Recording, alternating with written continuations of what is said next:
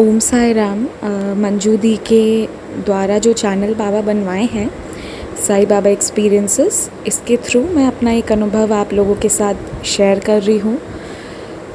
तो बात ये है कि मैं ना अभी लॉकडाउन हो गया था, उसके पहले हम लोग अक्सर शिव जी के मंदिर जाया करते थे, उनकी पूजा करते थे। लेकिन जब लॉकडाउन हो गया तो मेरा वो बिल्कुल छूट गया। उसके बाद जाना बंद हो गया, तो मैं ज़्यादा हम लोग करना भी बंद कर दिए उस समय।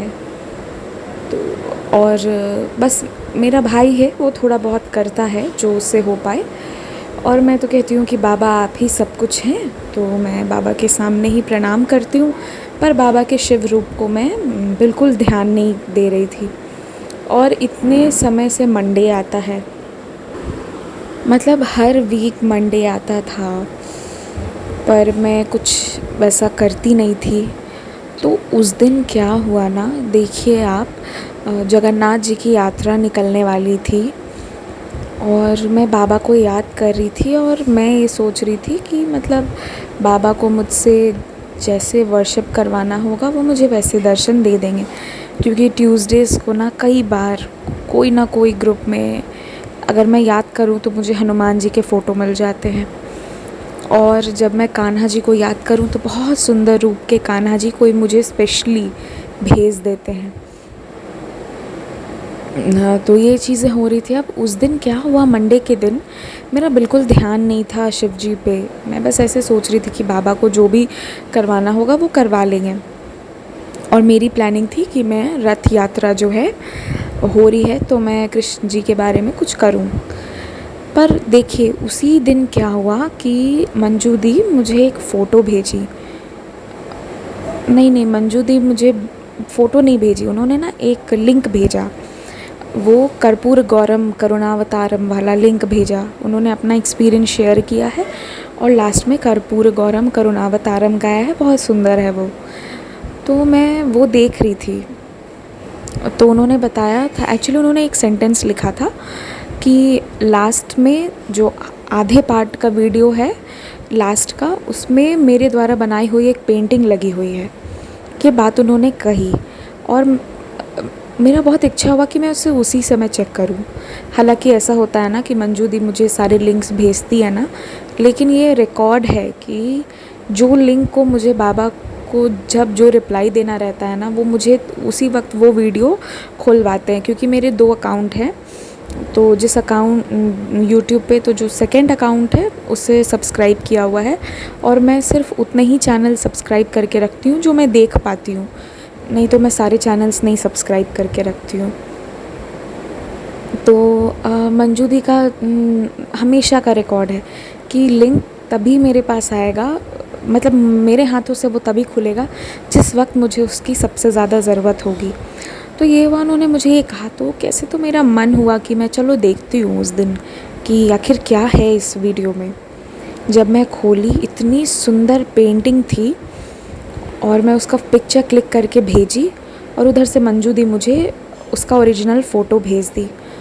तो मेरे लाइफ में जो बीच में शिव जी बिल्कुल नहीं थे, मतलब मैं उनका पूजा नहीं कर रही थी या उन पे ध्यान नहीं दे रही थी, तो मंडे के दिन मंजू दी माध्यम बनी कि मुझे वापस बाबा याद दिलाए कि तुम मेरे साईं शिव रूप को क्यों नहीं पूजा कर रही हो, क्यों बंद कर दी तुम।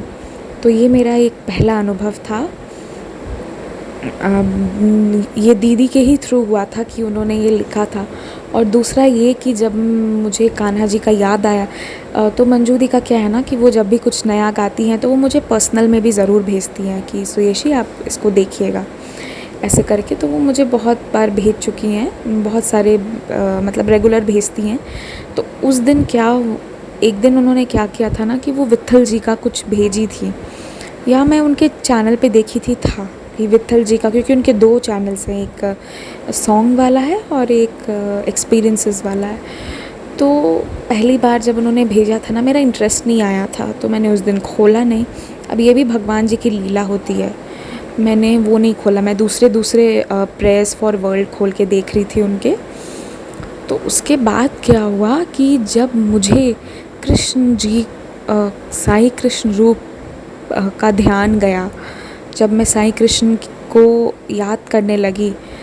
और मैंने एक दिन दीदी से पूछा कि दी विट्ठल जी को आप मानती हैं ना, तो आप बताइए, आप बिलीव कीजिएगा।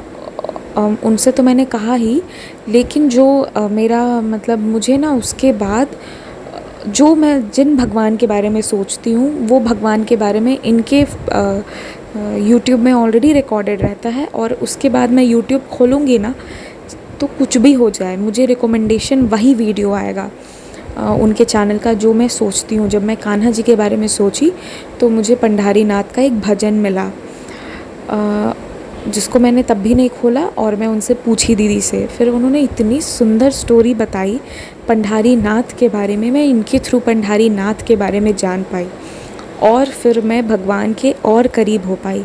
फिर जब मैं पंडारी नाथ को जानी तो मैं भगवान जी से कहने लगी कि प्लीज़ आप कृष्ण रूप में आइए, कृष्ण रूप में भी आप मेरे यहाँ पूजा, मेरे टेबल पे जहाँ पे भगवान जी हैं वहाँ पे रहिए। अब भगवान जी की लीला देखिए, जो हम पहले भगवान जी ले के आए थे, तो मैं उनको कभी पूजा नहीं करती थी, देखती नहीं थी। मेरा उस दिन ध्यान गया कि अरे देख, मैं यहाँ बैठा तो हुआ हूँ, तुम्हें नहीं देखती थी, इतने सालों से नहीं देखा है तुमने। और फिर मैं वो भगवान जी को उठा के लाई, कृष्ण जी को, और उन्हें अपने रूम में रखी। तो ये सारे अनुभव मेरे हुए हैं, और ये कुछ ऐसे एक्सपीरियंसेस थे ना जो मतलब एक बहुत इमोशनल बॉन्ड क्रिएट करते हैं भगवान जी और हमारे बीच। ये उस वैसे एक्सपीरियंस थे। हर एक्सपीरियंस जो होता है वो ऐसा तो होता नहीं है कि उसमें कुछ बहुत बड़ी ऐसी लीला हुई हो कि कोई खोया सामान मिल गया हो या एक्सीडेंट होने से बच गया हो, ऐसा नहीं। कुछ एक्सपीरियंसेस ऐसे होते हैं जो मेंटली आपको एकदम बहुत पीस और हैप्पीनेस देते हैं, एंड आई थिंक लाइफ में हम सभी को वही चाहिए जो मुझे मिला।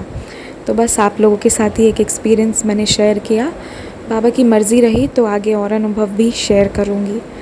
आप लोग दी का चैनल देखते हैं, सब्सक्राइब भी कर लीजिए ताकि आप लोगों को वीडियो अपडेट्स मिलते रहें। मैं अपने भी एक्सपीरियंसेस डालूँगी और बहुत अच्छे अच्छे अनुभव आने वाले हैं। ओम साई राम।